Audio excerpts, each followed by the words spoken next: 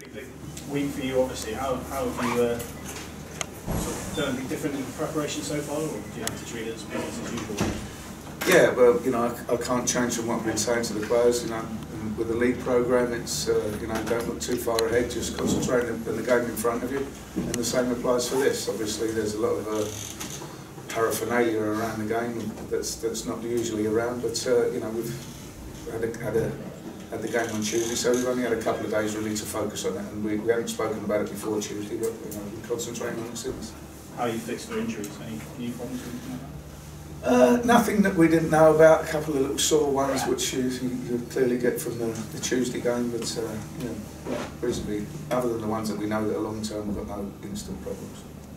And for you personally, how are you treating this? Excited about coming up against one? Oh yeah, terrific. You know, so getting into the fourth round, it's you know, just making history for the club. I mean, I just had one game to do with it. They had, you know, 2 previous games to battle through, 2 difficult games to get through, and to get the reward of a Premier League club's fantastic. And you know, I hope that you know, the fans are as excited as we are about performing against them.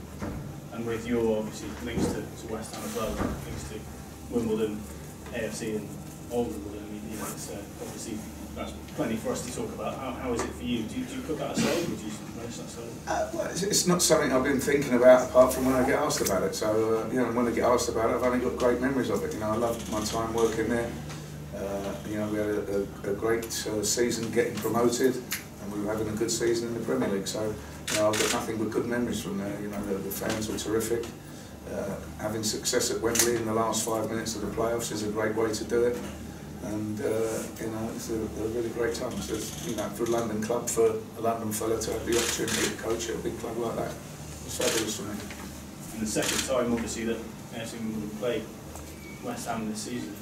How much does it mean to kind of, you know, this level to get the chance to play against? Well, it's you know, every player has ambitions, and if they can achieve those ambitions with the team and get into the Premier League and play against you know, Premier League opposition, that's their boyhood dream. If they play well enough just as an individual to get taken to play in the Premier League, that's their dream. And if the only chance they ever get is to play in cup games, then they must you know, grasp the nettle and try to put in their best performance against them. Looking back, we had at the old Wimbledon, we had two games against West Ham that were you know, good battles. You know, a 1-1 at home, where we had extended stands and temporary facilities put in to make the crowd bigger. And we went to West Ham and we were drawing 1-1, but then got tonked 5-1. So I've got good memories of that, and that stayed with me. So these boys have played West Ham once this year. I watched the game abroad, but live on TV, and they gave a good account of themselves. You know, with the players sent off.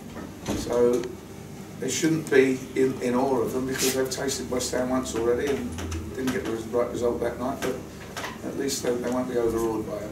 Obviously it's a different era now, but can you bring any of that attitude, obviously you guys used to have, into, can players these days bring that, or is it? Well, I mean, that's immediately there, because we were always underdogs in every game we ever played. The smallest gate, smallest crowds, smallest budget, smallest wage, smallest stadium.